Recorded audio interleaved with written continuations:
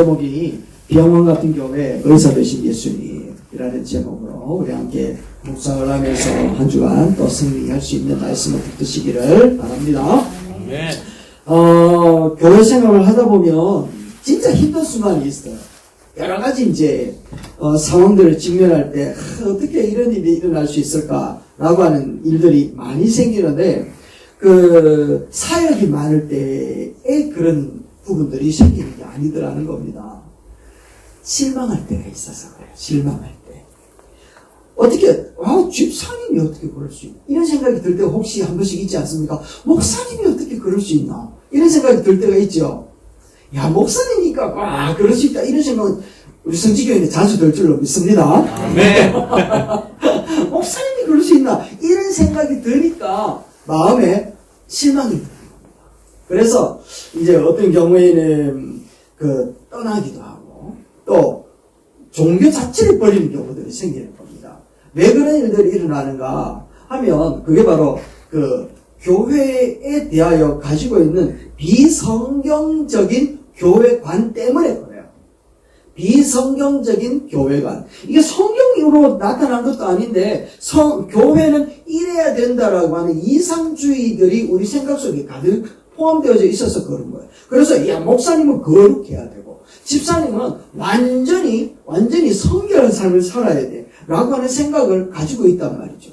그러면서 또 내면 속에는 집사는 좀 덜 해도 돼 이런 생각을 가지고 집사 직분 안 받으려고 하는 사람들도 있더라는 겁니다. 교회 안에 이런 생각이 되어져 있는데 근데 참 아이러니하게도 성경에서 보면 가장 완전한 교회의 모습이 어딘가 라고 이야기를 할 때 초대교회라고 얘기를 하거든요. 그래서 오늘날 많은 사람들이 초대교회로 돌아가자 라고 이야기를 하는데 그 초대교회의 가장 완전한 교회를 이야기하면 에베소 교회를 뽑거든요. 에베소 교회. 그런데 그 에베소 교회에도 보면 도적질하는 네가 도적질하지 말라고 가르치느냐? 간음하지 말라 하는 네가 간음하지 말라고 가르치느냐? 라고 이야기하는 문장들이 많이 포함되어져 있더라는 겁니다. 그 말은 결국에는 교회 안에 어떤 사람들이 많다? 도적질하는 사람들이 있다라는 겁니다. 또 교회 안에 거짓말하는 사람도 있고 또 그 안에는 우리가 생각하지 못하는 그런 문제를 끌어안고 있는 사람들이 있다 없다? 있다. 많이 있다 라고 하면서 가르쳐주고 있단 말이죠. 그런데 우리는 희한하게 이상적인 생각이 가득 포함되어져 있어서 그런 현상들이 나타나면 어떻게 그럴 수 있어? 라고 하면서 화들짝 놀라버린다는 겁니다. 그래서 성경에는 그러면 왜 이런 부끄러운 일들을 기록해 놓고 있을까? 이거 없이 거룩한 것만 얘기해 놓으면 좋을 텐데 그 이유가 어디 있는가 하면 17절 말씀에 있습니다. 17절 말씀에 이렇게 기록되어져 있죠. 한번 읽어봅시다. 시작. 내가 의인을 부르러 온 것이 아니요 죄인을 부르러 왔노라. 누구를 부르러 왔다고요? 죄인을. 그렇지. 죄인을 부르러 왔다라는 겁니다. 그러니까 예수님께서 오신 이유가 죄인을 불러 어디로 끌어온다라는 거예요. 교회 안으로 데리고 오고 있으니까 교회 안에는 뭐가 득실득실하다고요? 죄인. 그렇지. 득실득실하다라고 이야기하는 겁니다. 그러니까 교회 안에 죄인들이 가득하니까 예수님이 제일 바쁘신 거라. 그죠? 얼쑤를 바쁘시겠죠. 그래서 여러분 조금 위로를 받으시기를 바랍니다. 나도 좀 배 안구나 이런 생각을 하셔도 됩니다. 자, 오늘 말씀을 통하여서 그러면 죄인을 부르러 오시는 주님이 그 구속적인 그런 스토리 속에서 얼마나 사랑을 베푸시고 계시는가, 그리고 교회 안에 진짜 회복되어야 될 게 뭐냐라고 하는 것을 예수님을 통하여서 오늘 본문을 통해서 우리 같이 은혜를 받자라는 겁니다. 자, 그렇다면 첫 번째, 교회는 어떤 모습이 되어야 될 것인가 하면 바로 이렇다라는 거예요. 자, 병원으로서의 교회다. 한번 읽어봅시다. 시작. 병원으로서의 교회. 여러분, 이게 이해가 잘 안 되는 부분이 될런지 모르겠습니다만 예수님께서는 우리를 부르셔서 교회라고 하는 모습을 어떻게 우리를 인도하는가 하면 이렇게 인도하는 거예요. 주님은 의인의 전당으로 교회를 만드신 게 아니라 병든 자들의 클리닉, 그죠? 이제 가정 세미나, 가정의 클리닉도 생기는 거지만, 예수님은 교회를 이렇게 병든 자들을 클리닉하는 센터로 하나님께서는 세우시고, 예수님도 그렇게 부르셨다라는 겁니다. 그래서 아담 이후에 우리 인류는 모두 범죄함으로 말미암아가지고, 죄라고 하는 치명적인, 내 힘으로는 절대로 고칠 수 없는 불치병에 걸린 사람들이라는 거예요. 그래서 옆에 한번 쳐다봅시다. 불치병자들. 불치병자들의 모임이라는 거예요. 그 불치병자들의 이 죄인들을 예수님께서 부르셔서 한 사람도 예외하지 전적으로 부패한 그런 인간들을 속에 예수님께서 찾아오셨다는 거예요. 그래서 우리는 스스로 내 병을 고칠 수 없는 영적으로 완전 중병자들, 중환자들이다라는 사실을 우리가 빨리 알 필요가 있다는 겁니다. 그래서 소문난 병원, 여러분, 우리가 알기로는 한국에서 제일 소문난 병원은 무슨 병원입니까? 그 세브란스 병원, 또 뭐 서울대 병원, 이런 병원들이지 않습니까? 그 병원들에게는 사람들이 정말 많이 몰린대요. 지금 이렇게 예약을 해도 석 달 이상 걸린대요. 왜냐하면 소문났으니까. 또 소문난 이유는 잘 고치니까. 그렇더라는 겁니다. 그러니까 이 교회에 이상한 사람, 모난 사람, 상처를 주는 사람, 상처를 받는 사람, 이런 사람들이 많은 이유는 교회가 병들었기 때문이 아니라 교회가 소문났기 때문에. 그래서 교회는 진짜 종합병원과 같이 소문이 많이 나고 잘난 교회는 그런 사람들이 많다 적다? 많다라는 겁니다. 그러니까 많은 곳에는 위험하기도 위험하지만 그것이 정상이구나 라는 겁니다. 병원을 세워놨는데 손님이 아무도 없어. 그 병원은 어떻게 됩니까? 끝장나는 거죠, 그죠? 그래서 치유의 소망이 있는 살아있는 병원 같은 교회는 그런 분들이 많구나 라고 이해를 하면서 우리가 접근을 해 들어가야 된다 라고 하는 것을 예수님께서 보여주는 거예요. 그래서 교회를 보고 사람들을 보고 실망할 때 우리는 어떻게 이야기를 해야 되는가 하면 이렇게 이야기를 해야 되는 겁니다. 맞아요. 중환자실에 지금 집중 치료하고 있는 분이시구나 라고 생각을 하면 된다라는 겁니다. 자, 이제 속으로 한번 생각해 봅시다. 시작. 지금 중환자실에서 집중 치료받고 있는 중이구나. 제가 앞에서 여러분을 보면 중환자실에서 이제 좀 퇴원을 했구나 이런 생각이 듭니다. 여러분 스스로 보면 이런 생각이 들 사람도 많이 없으면 좋겠습니다. 손가락으로 막 가르치는 사람 있죠 지금. 그래서 그래 되면 조금 이제 마음의 위로가 됩니다. 그런데 문제는 뭐예요? 나도 그렇다는 거예요. 나도 이제 스스로 생각하는 거예요. 나도 이제 주님의 치료가 필요한 중환자 중에 한 사람이다. 그래서 나는 조금 나와가지고 일반 병동에 와 있는 사람일 뿐이지. 그래서 중환자실에 있는 사람 보고 욕할 필요 없다. 라고 얘기하는 겁니다. 사실은 중환자실에 한번 면회를 가보면 그 중에 보면 살인자도 있고 막 나쁜 사람도 있고 좋은 사람도 있는데 그 모든 사람들을 바라보면 드는 마음은 어떤 마음입니까? 그렇지, 불쌍한 마음 들지 않습니까, 솔직히. 그러니까 이 사람들이 죄가 다 용서되더라는 겁니다. 그래서 마음에는 좀, 그래도 거기서 좀 살아서 왔으면 좋겠다, 라고 하는 마음에 연민도 들으셔야 돼요. 이게 누구의 마음이라고요? 예수님의 마음이라. 예수님이 교회를 만들어 놓은 이유가 바로 거기에 있다는 거. 그래서 환자가 많다고 해서 그 병원이 좋은 병원은 또 아니죠. 좋은 병원은 어떤 병원입니까? 치유가 일어나는 곳이 병원, 진짜 좋은 병원이잖아요. 그래서 이 치유에 진짜 중요한 요소가 있는데 그게 무엇인가 하면 의사의 시선이라. 의사가 어떤 마음으로 병든 사람, 환자들을 바라보느냐 하는 것이 정말 중요하다라는 겁니다. 제가 이제 우리 문무사님도 계시고 또 여러 선생님들도 계시지만 딱 제가 한 1년 정도 구학교에 살짝 발만 들여놓고 보니까 선생님들이 거의 100%가 우리 아이들은 나을 수 있다. 우리 아이들은 더 나은 모습으로 성장하여 사회의 한 일원으로서 스스로 생활할 수 있도록 안목을 가지고 꿈을 가지고 교육을 하고 있다는 겁니다.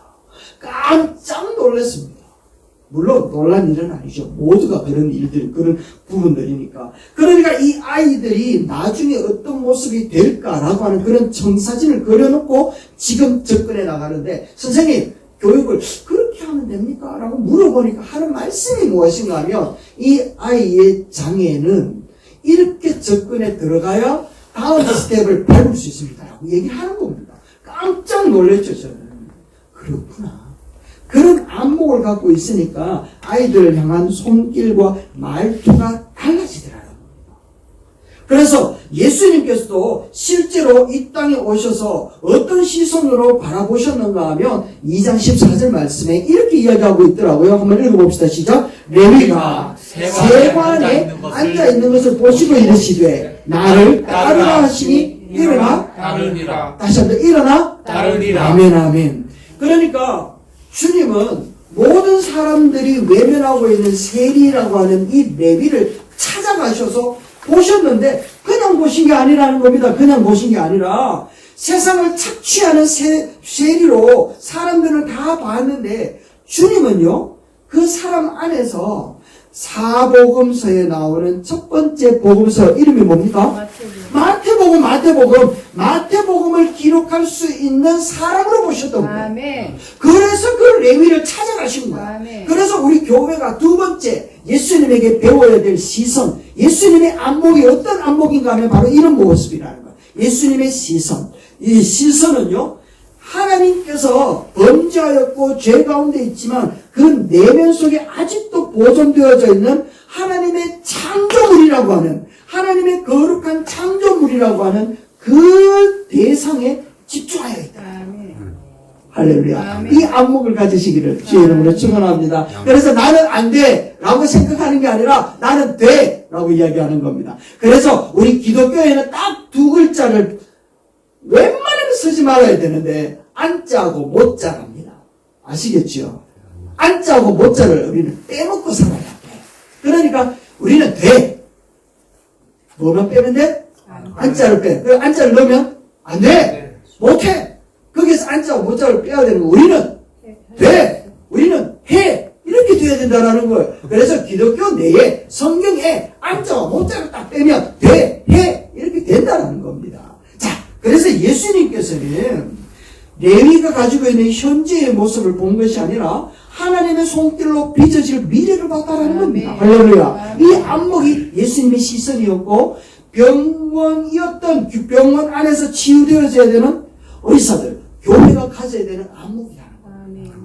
그래서 우리가 옆의 모습을 봐야 됩니다. 현재의 이 사람의 모습을 보면 실망할 수밖에 없어. 어떻게 이래 안 되노? 어떻게 저 인간이 뭐 되겠노? 싶은 생각을 가지지만 그 사람 속에 누가 나오는가 하면 마태복음을 기록해놓은 레위가 나올 수 있다는 겁니다. 할렐루야. 그래서 존귀하신 하나님의 형상, 그것을 바라볼 수 있는 안목이 우리 가운데 열려져야 되는 겁니다. 아멘. 그래서 예수님은 성경 가운데 보면 사람들이 전부 다 시몬, 야, 너 시몬, 고집 세고, 무인격인 그 시몬이라고 다른 사람들이 막 이렇게 터부시했는데, 예수님은 시몬을 바라보면서, 야, 내가 너의 믿음을 보았노니, 이제는 너를 베드로라 할 것이다. 믿음의 반석이 될 것이다. 라고 하면서 창조적인 안목으로 보더라는 겁니다. 그리고 많은 사람들이 창녀다, 마리아다! 라고 해서 막 무시했는데, 예수님께서는 창녀 마리아를 데리고 와가지고, 부활을 처음 바라보는 그 부활의 목격자로 이 여인을 재창조해 버리시더라는 겁니다. 여러분, 그렇습니다. 이 시선이 바뀌어야 되는 겁니다. 우리 스스로 나 자신을 바라볼 때에도 현재의 나의 모습을 보는 것이 아니라 미래 하나님이 나를 빚어가실 그 모습을 바라볼 수 있게 되길 주의 이름으로 축원합니다. 아멘. 우리 옆에 사람 한번 봅시다. 아이고 이 인간이 있으면 내 천국이 이 사람이 가는 천국이면 나도 안 갈란다 이런 생각이 들지만 그런데 하나님이 만들어 가실 그 사람이 있는 곳이라면 나도 갈란다 이런 이 마음이 복음이라는 겁니다. 할렐루야. 그렇게 하나님은 우리 가운데 역사하는 거예요. 그래서 저 사람 또 예수님 만나면 내보다 더 훌륭할 때 저 사람이 성격도 성령님이 다듬기만 하시면 엄청난 열정의 사명자가 될 텐데 그렇죠. 이런 마음이 오늘 우리들이 붙들어야 될 말씀이고 우리의 시선을 하는 겁니다. 주님의 손에 붙들린 그들의 믿음은 그들의 미래를 믿음의 눈으로 바라볼 때 여러분 사람을 살리는 치료의 역사가 나타난다는 겁니다. 다음 거 볼까요? 네. 보세요. 흔들린 다음 거. 주님의 손에 읽어봅시다. 시작. 주님의 손에 붙들린 미래를 믿음으로 바라보는 것, 그것이 사람을 살리는 치료의 시작입니다. 아멘이십니까? 네. 아멘이라는 거야. 다시 한번요. 주님의 손에 붙들린 그 사람의 미래를 믿음으로 바라볼 때 아멘. 우리는 그 사람을 대하는 태도가 달랐어요. 아멘. 그러면 결국 이 사람의 치료가 시작되어 있습니다. 아멘. 여러분들, 예수님이 교회를 향하여서 그런 안목을 가지고 교회를 세워나가고 그 교회가 그렇게 되기를 우리 주님이 원하셨던 겁니다. 세 번째, 그렇다면 이런 창조적인 시선을 통하여서 그러면 우리가 안목만 바뀌면 되느냐? 그게 아니라는 거예요. 세 번째, 예수님께서는 그들이 초대되어진 그 무리들 속에 쑥 들어가시더라는 겁니다. 이게 바로 동행하는 모습이라는 것이죠. 동행하는 이 모습. 절대로 주님은 그런 안목만 가지고서 야, 너 미래가 그래 될 거야 라는 걸로 끝나는 것이 아니더라는 겁니다. 그 당시에 누군가와 밥을 먹는다라고 하는 것은 그 사람의 결정, 그 사람의 오명, 이 모든 것들을 내가 짊어지겠다라고 하는 그런 책임의식을 가지고 함께하는 식사 시간이라는 겁니다. 베드로가 부인하고 난 다음에 예수님이 갈릴리에 가가지고 만찬 준비하시잖아요. 고기를 잡아와가지고 모닥불을 피워놓고 그리고 니 내 사랑하나? 라고 물으시고 예수님 사랑합니다. 이런 고백들이 막 일어나잖아요. 그 식사 자리를 예수님이 마련하신 이유는 예수 그리스도를 거부하고 저주하고 비난하였던 그리고 그 십자가의 자리를 떠났던 베드로의 그 모든 오명을 예수님이 내가 짊어지겠다 라고 하는 그 결정을 가지고 그 만찬을 준비하셨다. 그리고 최후의 만찬도 마찬가지라는 거죠. 함께 식사를 한다라는 것은 내가 너희들의 죄, 너희들의 허물들을 내가 다 끌어안겠다 라고 하는 다짐을 가지고 우리 주님이 식사를 준비하셨다는 겁니다. 마찬가지로 예수님은 지금 세리들이 모여있는 이 자리에 함께 들어가서 식사를 한다라는 사실은 죄인인 세리 너희들의 모든 허물들을 내가 다 끌어안겠다 라고 하는 동행의 자리로 그들을 초대하고 예수님이 그 자리에 찾아 들어가셨던 것이라는 것이요. 이렇게 식사를 하게 되어진 것은 바로 이 부분입니다. 예수님께서 하늘 보좌의 영광을 버리시고 오물과 죄악이 가득한 현장 속으로 직접 끌어 들어오셨다라는 것을 보여주는 장면입니다.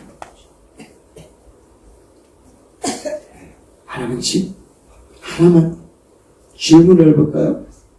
이 집에 잔치 비용을 누가 지불했을까요? 세리. 그죠? 세리가 지불했죠. 세리가 지불을 했습니다. 그런데 이 잔치 석상에 진짜 잔치를 마련하신 분이 누군가 하면 바로 예수님이시라는 거죠. 예수님께서 자신의 살을 찢으시고 피를 흘리시면서 생명의 양식으로 잔치를 마련해 놓으시고 그 자리에 찾아가셨다. 그래서 예수님이 대신 죽으심으로 그들의 은혜의 잔치를 마련해 놓은 그 자리에 여러분 바리새인들은 밖에서 뭘 한 줄 압니까? 비난합니다. 뭐라고 비난하는가 하면 어찌하여 죄인들과 함께 먹느냐 라고 비난합니다. 다시요. 예수님께서 피와 살을 찢어지고 마련해 놓은 생명의 잔치 석상에 바리새인들은 밖에서 그 은혜의 잔치에 참여하지도 않고 하는 말이 뭐냐면 어찌하여 죄인들과 함께 먹느냐 라고 이야기를 하면서 그들에게 비난합니다. 그러니까 예수님은 뭐라고 이야기합니까? 내가 죄인을 부르러 왔다 라고 이야기를 하고 있다는 거죠. 이것은 다시 이야기를 하면요, 교회 안에서 누군가를 정죄하고 누군가를 하며 비난할 때 그것은 바리새인들처럼 은혜의 잔치 안에 포함되어져 참여하지 못하고 바깥에 서서 비난하는 모습과 같아요. 그런데 그 자리가 진짜 주님이 마련하신 은혜라는 사실을 깨닫고 아는 순간 여러분 우리는 세리들과 함께 손을 잡고 하나님을 찬양하고 영광을 돌려드리는 잔치의 주인공이 되는 줄로 믿습니다. 아멘. 이게 바로 우리 하나님이 우리를 초청하신 모습이고 교회가 그런 모습으로 가야 하는 것을 가르쳐주고 있다. 이것이 바로 우리가 목표하고 있는, 꿈꾸고 있는 교회의 모습입니다. 자, 눈을 들어 다 같이 한번 보세요. 교회의 모습이 이런 모습입니다. 한번 보세요. 여기에는 신분, 격차 없습니다. 남녀, 노소가 없습니다. 모든 사람들이 이 자리에서 함께 예수님과 더불어서 잔치가 이루어집니다. 이게 오늘 우리 성지교회가 원하는 교회의 모습인 줄로 믿습니다. 아멘. 아멘 안 하신 분은 다른 교회 성도들인 줄로 믿습니다. 아멘. 네, 지금 아멘 한 사람은 이도 저도 아닌 줄로 믿습니다. 우리 성지교회의 모습은 바로 이런 모습이고 하나님이 원하시는 모습도 이런 모습이라는 겁니다. 십자가로 하나 되어진다는 거죠. 말씀을 맺습니다, 여러분. 오늘 우리는 세 가지를 확인했습니다. 교회는 죄인들이 모이는 병원과 같은 것이다. 그리고 우리의 시선은 창조적인 안에 창조하신 그 시선을 바라봐야 된다. 그리고 함께 그들과 함께 가야지 되는 자리다 라고 말씀드렸습니다. 테레사 수녀는 환자로 본 것이 아니라 주님이 베푸신 잔치에 함께 앉은 가족으로 왔다라는 거죠. 여러분, 가족으로 보시기를 바랍니다. 이렇게 천국 잔치를 맛보는 사랑의 공동체. 이렇게 우리가 결단하고 나아갈 때 여러분 6월 7일 찬양 전도 집회는요 성공하게 될 줄로 믿습니다. 아멘. 여러분들이 원하는 바 복음이 증거되어지고 하나님이 원하시는 바 교회가 세워져 가게 될 줄로 믿습니다. 그래서 잃어버린 자들이 돌아와서 목자의 어깨에 매여 춤추는 위대한 구속의 잔치, 그 잔치가 우리가 되기를 오늘도 기도하면서 나아가는 저와 여러분 되시기를 주의 이름으로 축원합니다.